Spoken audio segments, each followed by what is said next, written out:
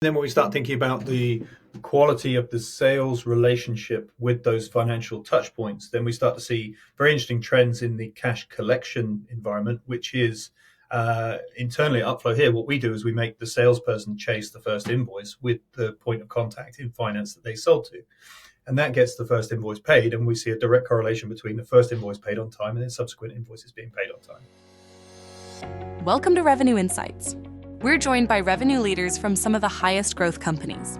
Together, we explore how they built their revenue teams, the journeys they've been on, and the lessons they've learned along the way. Revenue Insights is brought to you by Ebsta. We're an AI-first revenue intelligence platform designed to help you close more deals, retain more customers, and forecast better. Enjoy the podcast.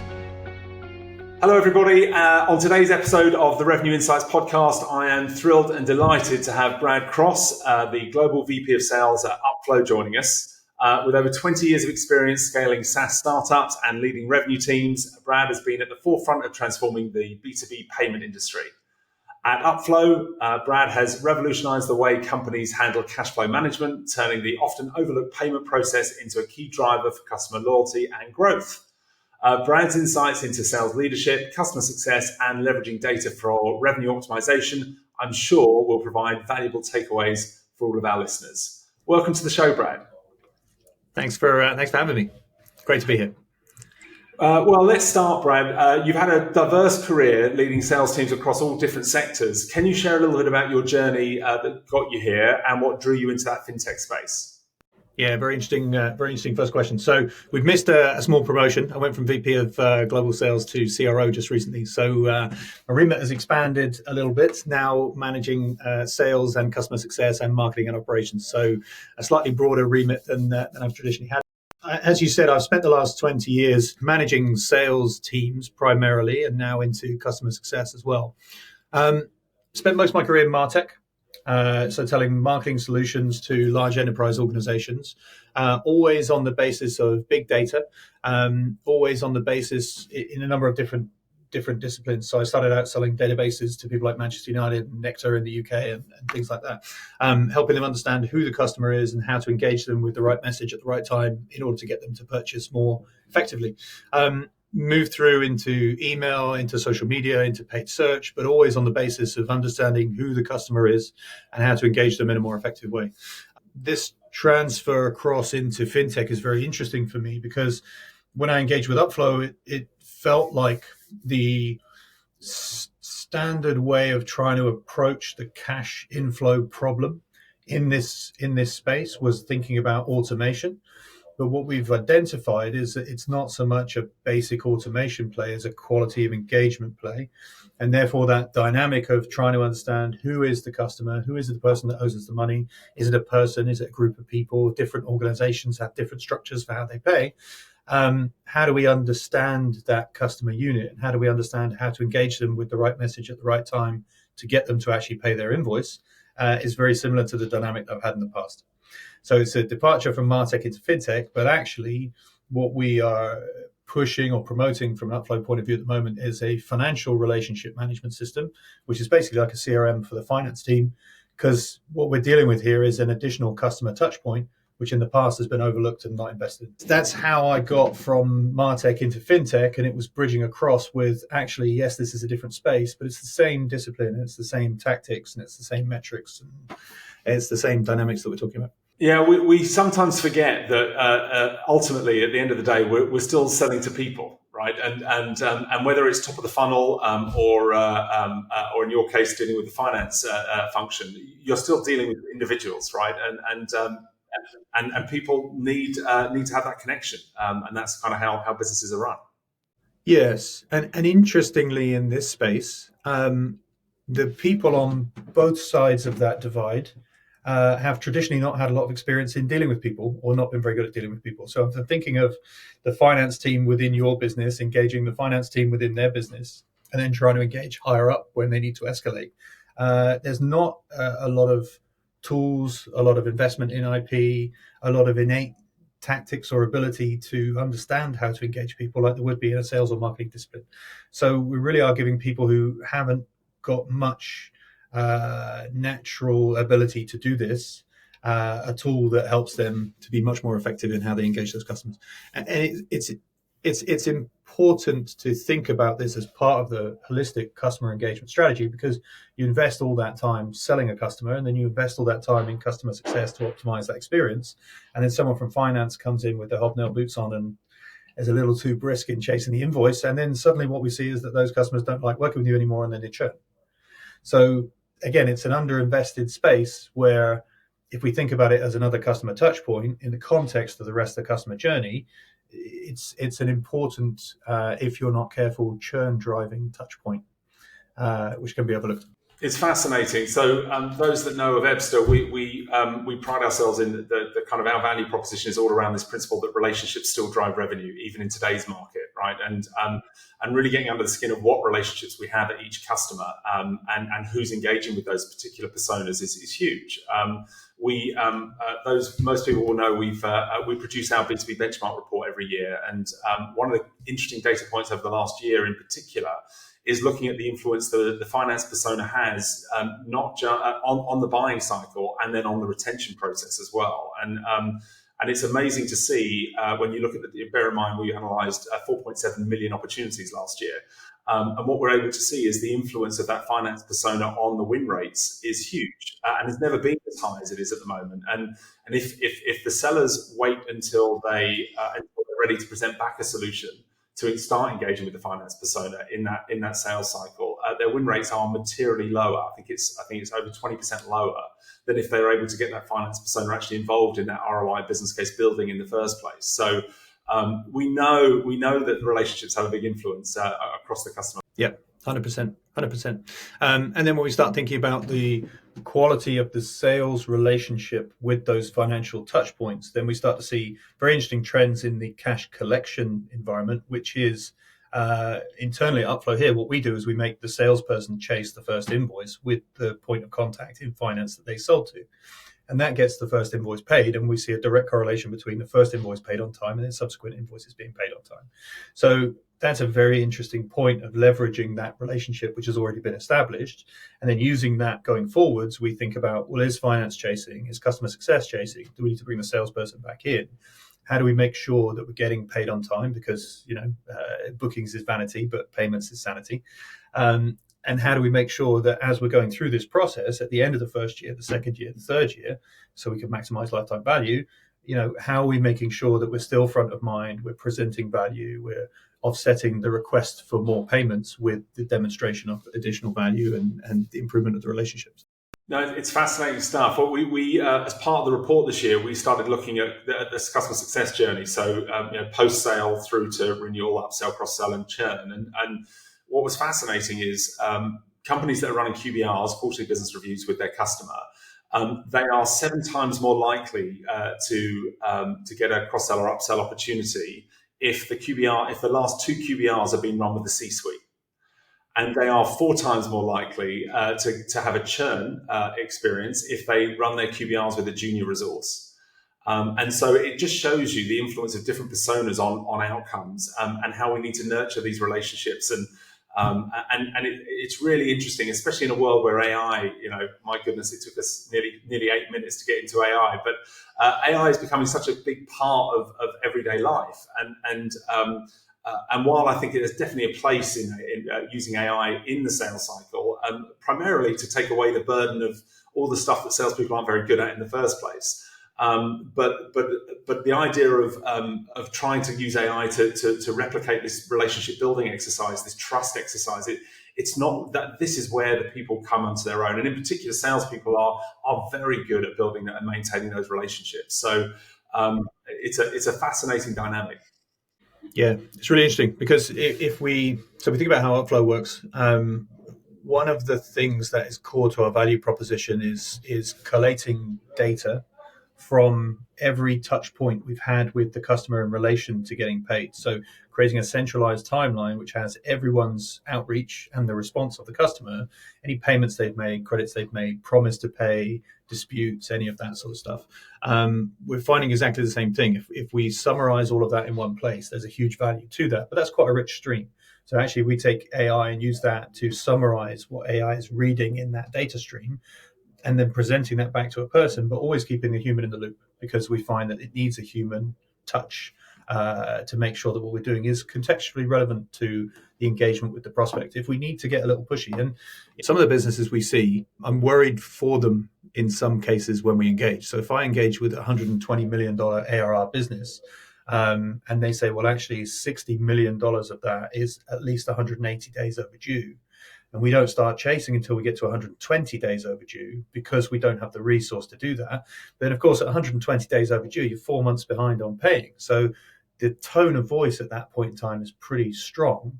There's a very delicate balance with 50% of my, if I was the CEO of that business, I'd be very frustrated, but there's 50% of my revenue which hasn't been paid, and I'm potentially jeopardizing the retention of that business by having finance people being very strong in, hey, you haven't paid us and you need to pay.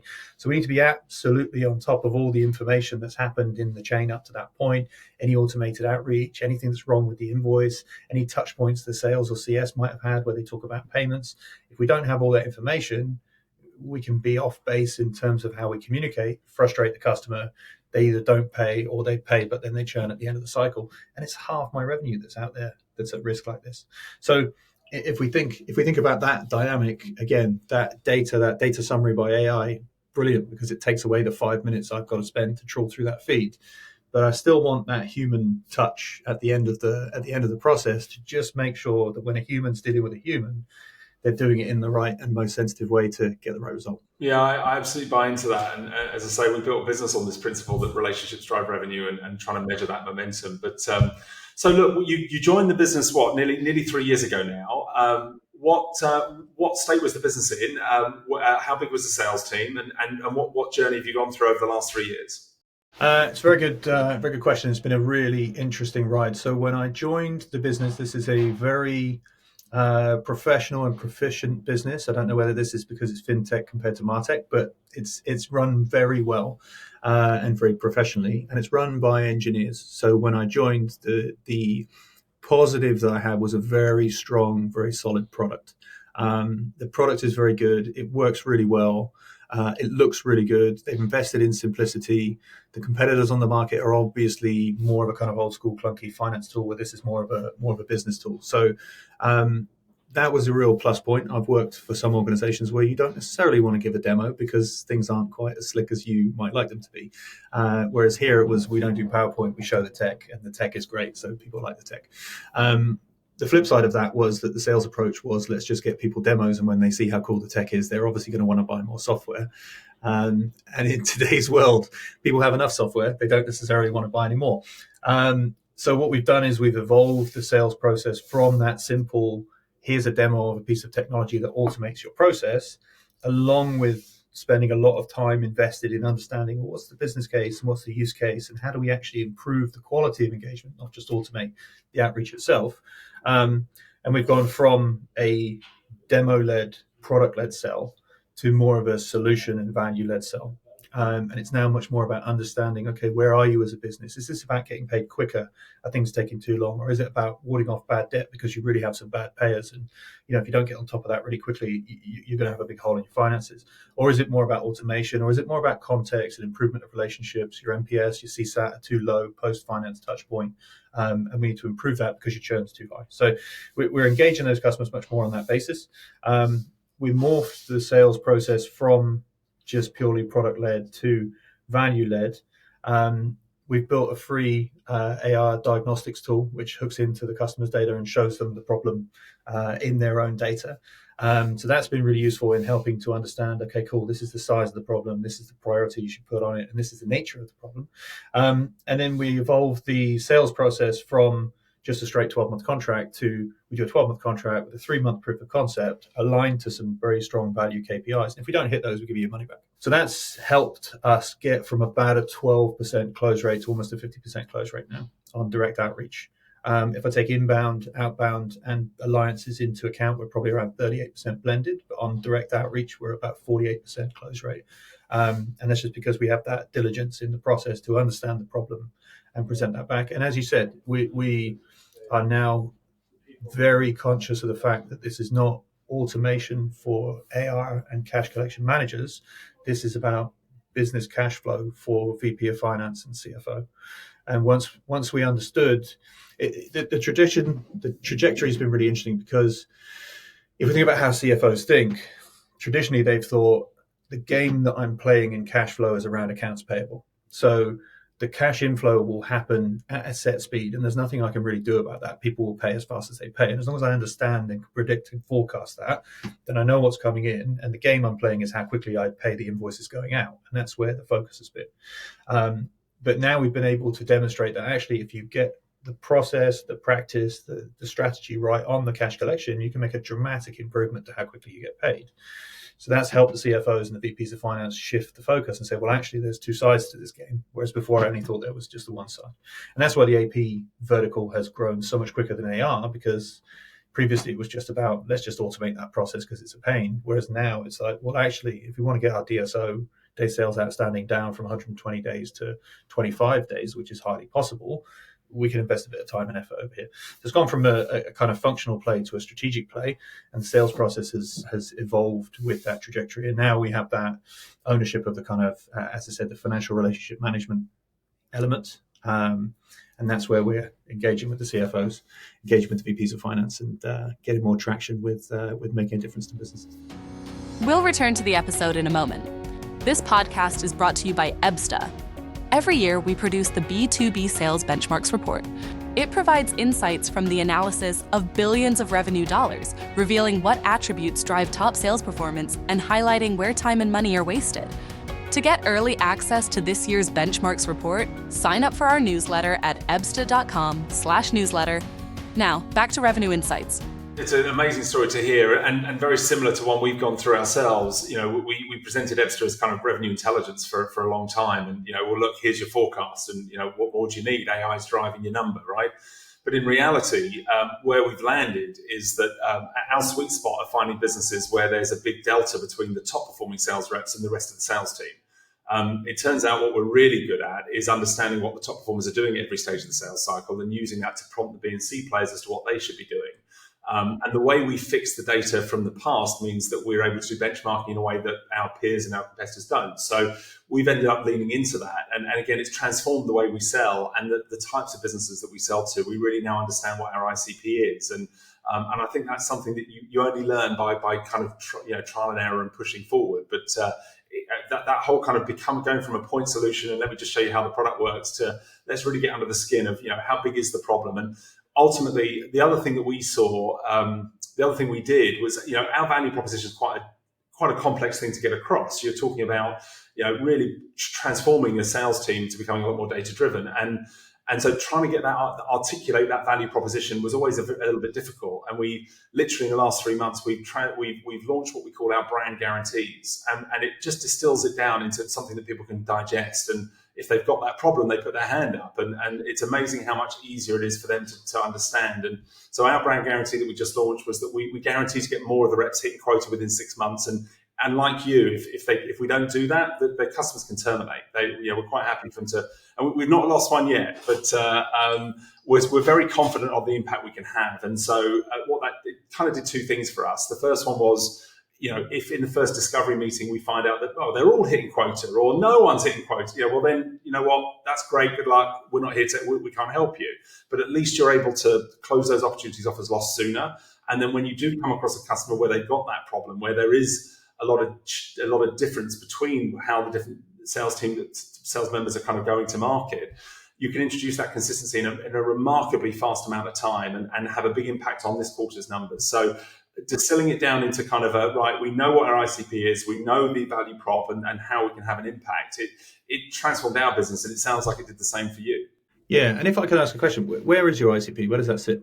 So our customers all have to be using Salesforce or HubSpot because we integrate into their CRM. We only service B2B customers because our whole value proposition is around this principle that relationships drive revenue, and we score the momentum of engagement with every stakeholder involved in the sales process by connecting into mailboxes, calendars, phone systems, and so on. And our sweet spot are companies where they've got somewhere between 20 and 250 sellers.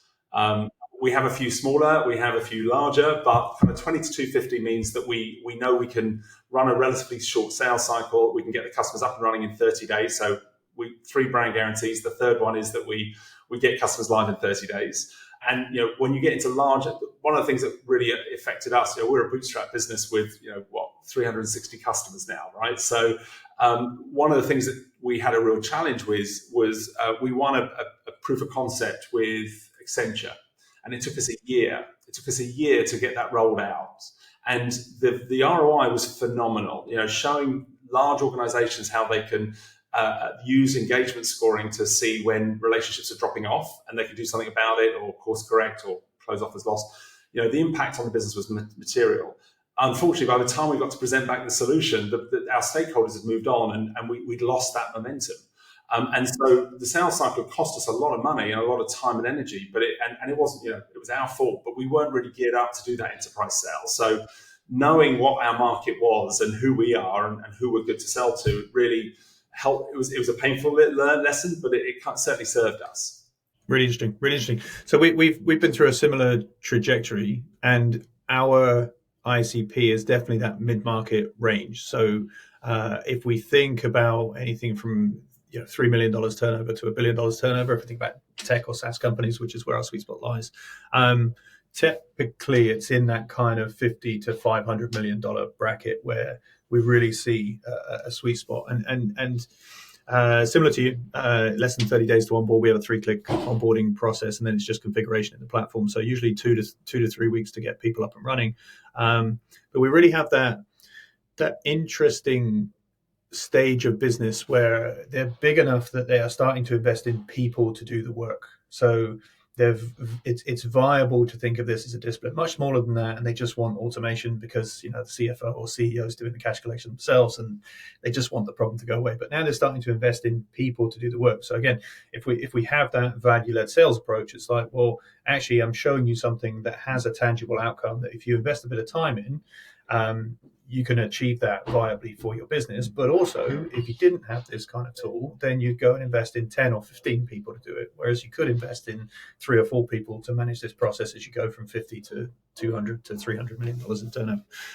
So that identifying that sweet spot where it was viable to invest in this kind of practice and valuable to invest in this kind of practice, but also you're not, $1 billion company where you've got 150 people where you can just throw all those engineers at the problem and solve it that way. So really interesting for us as well to be really hooked into what is the ICP and where do we present the most value. Yeah, and one of the interesting data points we saw this year was the volume of leads most organizations are tackling is actually grown by 25%. So I think a lot of businesses missed target in 2023. And so 2024, they just threw lots of marketing dollars at the problem. Option one, let's train the sales team as to how to become more consultative and more data driven. Or we could just spend a lot more money on marketing. And guess what? Most people just did that. But the problem there is that while more leads came in, the number of leads that matched ICP really didn't change. So we ended up in a place where the sales team were busier than ever. The top performers can smell out the real ICP opportunities, and then the rest of the sales team are just kind of flooded with deals that just don't mean anything, that aren't real, and get distracted by them. So I think it's a key challenge. Yeah, it takes a bit of discipline and maturity in a salesperson, I find, to be able to qualify out. It's hard not to just see all leads as money and more leads equals more money. But actually, once you've been around the block a few times, more leads is actually a bad thing if they're not the right kind of leads, because that means more work for less output and therefore less time to do my. And I think it's the leadership, us as leaders, how many times we see sales leaders that are almost chastising the top performers for closing off too many opportunities as lost too early. When in reality, one of the data points I lean into a lot is understanding coverage that hits quota.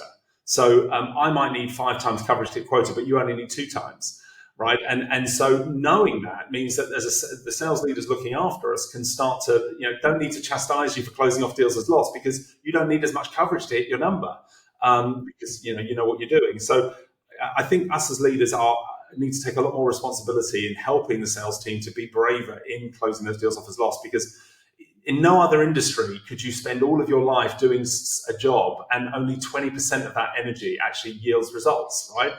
Any other industry, you'd see, a transformation project kicking off. But in sales, it seems okay that we're only closing 20 or 30% of the opportunities. I appreciate your numbers a lot higher, but in general, I think the challenge for us as sales leaders is to understand the appropriate gearing of those mechanisms and those elements of the funnel to where we are as a business, because I see two things happening. One is either we just have much too crude a measure of that. We say, well, we've got a 27-day sales cycle and a 38% close rate, and therefore everyone should work on those metrics. And it's like, well, hang on, top performer to bottom performer, there's a huge variance there. Or I see people being much too granular in the data and saying, well, how we need this really sophisticated matrix type model over 15 salespeople in order to know the minutiae of everything at every given point in time. It's like, well, hang on, there are answers probably somewhere in between. And if we've got something that's applicable and measurable and agile, but still takes into account those differences, then I can work in the appropriate way with each one of the team members. And I think we've have an exceptional sales director who works with me here at the French office in Paris, and he's incredibly honed in on the data. So he's built a very good plan for each one of those individuals to understand their funnel. It's not too cumbersome, it's not too complex, but it's just right. And if I think about achievement, the last quarter we've been an average 128% of quota achievement across the team. So, and again, before that, it was just we definitely had that divide between the top performers and the bottom performers. There were just some people who could do it, and some people we just looked at and said, well, why can't you do it? Well, of course they can't do it, because the majority of business is being driven by those top performers, and their cadence of their funnel works completely differently. So now we've got that view, we can help those guys understand exactly like you said, you need 6 times coverage. And then 6 months into the job, you might need 5. And then a year into the job, you might need 3. And once you've been here for 15 months, you might need 2, like those top performers, because now you are one. So I think being sensitive to that and having the tools that give you the data to do that is a really important one. Oh, great. Well, while we're talking tools, Brad, why don't you walk us through your stack? What are you using in the front office? We've got Salesforce as a backbone. We have challenged the stack quite considerably recently. We have used SalesLoft and Outreach for our prospecting. What I'm finding is a very interesting trajectory that the sales industry has been through. It started out all manual and all highly tactile people who were highly personalizing everything on a one-to-one basis and operating at relatively low volume. And I think we've been through a trajectory where we've said, well, actually, it's the volume of outreach that's going to get you there. So let's do, these kind of prospecting tools that allow you to send hundreds, if not thousands, of very automated emails. And I think now we've reached a saturation point in the market where, I don't know about you, but every time I receive an automated email, if it's not a really, really good one, I just put a filter on it and say, skip the inbox. So I think we've now got back to a point where it's like, look, unless your system's really good at making it seem like a person, if you're sending that high volume of automated emails, if you get a 1% response rate, you're absolutely flying. So we've moved away from that and back to being more personalized. And we're testing another system at the moment. It's probably not safe to say or fair to say which one it is, but we have a proof of concept running with a different system right now. And then we use all the standard enrichment tools like the Kasha and Lusper and Apollo and Zoom Info and all that sort of stuff. So, and then what about? So I appreciate top of the funnel. It sounds like you've got a really good strategy there. But are you using any tools during the sales cycle? Are you working with have you got deal rooms? Are you using call recording? What are you using for forecasting? What's going on in that side? So no deal rooms at the moment. We use Gong for call analytics and deal forecasting and pipeline management. The forecast is in Gong as well. So Gong sits on top of Salesforce and provides us with that layer. I like Gong. I think it's a really good tool. I like the ability to just pull out snippets, to have a summary of the conversation, to just limit it to what one individual has said during that conversation. So if I care, I'm going into a call next with the VP of Finance or with the CFO, and I've got a previous call that lasted for an hour and 15 minutes, and I just want to see what they said to understand what was really important to them. I can pull that out and do that. So yeah. We came up with our own call recorder, frankly, because Gong started doing forecasting, so we thought, right, we're going to do some call recording. Where we've actually landed, so we for customers that don't have the call recording features, we certainly aren't as broad as Gong, but we go really deep in that discovery piece. And one of the big USPs we focus on is kind of extracting things like the qualification methodology and putting it back into Salesforce.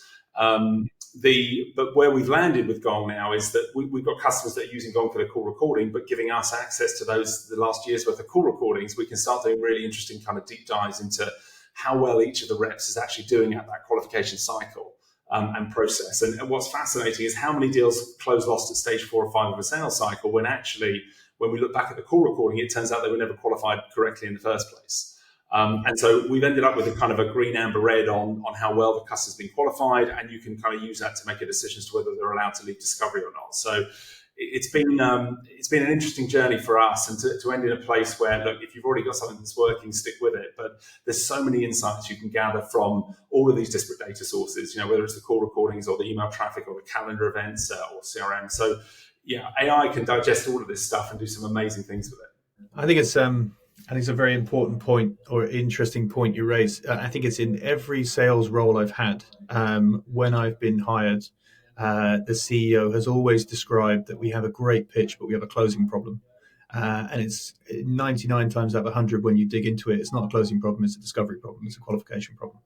And the reason you're not closing these deals is because you don't understand them properly, or you haven't understood what the value is for the customer, or they were just a bad fit in the first place. I've always entered into a sales leadership role with the CEO saying, I think the first place we need to go is some negotiation and closing training. And I've always gone back to, actually, I don't think that's right. I think you need discovery training. I think people need to be better at understanding. As you said, the top performers will be able to sniff if something's right and if there's money there. And the lower performers will need a lot of assistance in helping them understand not to just chase the ball all the time whenever they see it in play. No, absolutely. And you mentioned kind of qualification. Is there a certain methodology that you subscribe to? Which of the obvious acronyms do you end up leaning into? Yeah, so we have kept it simple and used BANT as our overarching qualification methodology. So we qualify the budget, the authority, the need, the timescale, and then also the tooling. So our BANT has 2 T's in it. Having a system that we integrate natively with is really important, because that allows us to fulfill the 7 to 14 days go live time. If we're integrating through an API, it's usually between 30 and 60 days to get things up and running.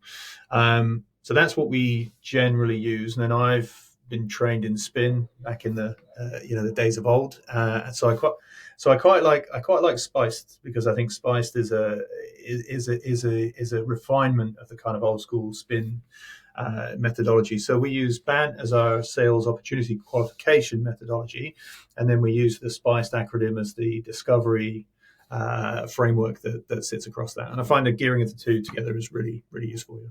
No, it makes a lot of sense, and no, really, really interesting to see. And how many sellers are you responsible for now, Brad?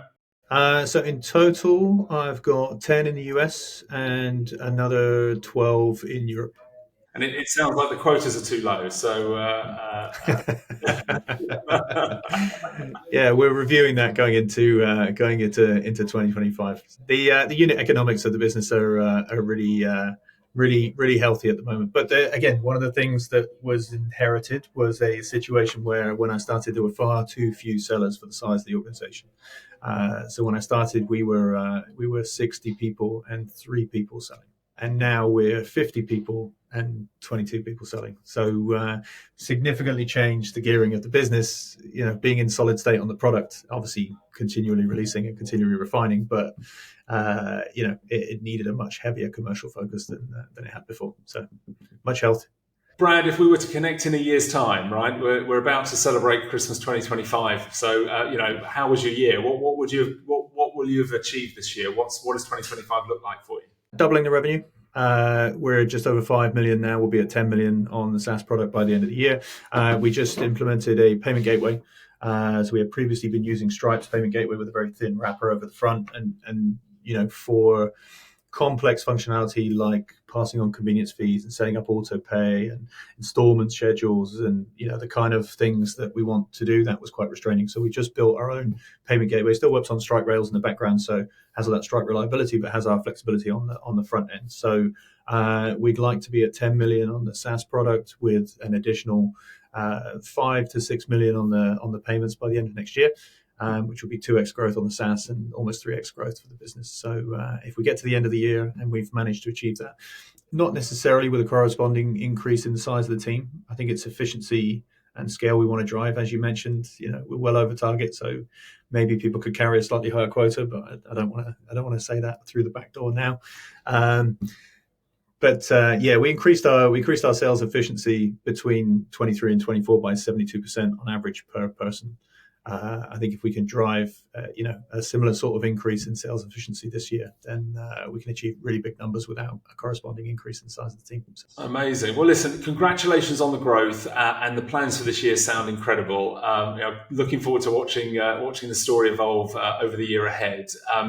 Thank you so much for joining us on the podcast today. Really insightful information. And Brad, if people want to connect with you, how would they go about doing that? Find me on LinkedIn, absolutely. Brad Cross at Upflow, or just brad at upflow.io is my email address. Feel free to reach out. Happy to connect with anyone who wants to know more or wants to chat. Very good. Well, listen, Brad, thank you again for all your time and support, and we all look forward to watching your growth. And thanks for joining us on the podcast. Thanks for having me. Been great to have a chat. Very good. Thanks a lot. Thanks for listening to Revenue Insights from Ebsta. If you want to learn more from some of the brightest minds on how to predictably and efficiently grow revenue, then subscribe to our newsletter. We'll deliver actionable insights straight to your inbox. Go to ebsta.com/newsletter. See you soon.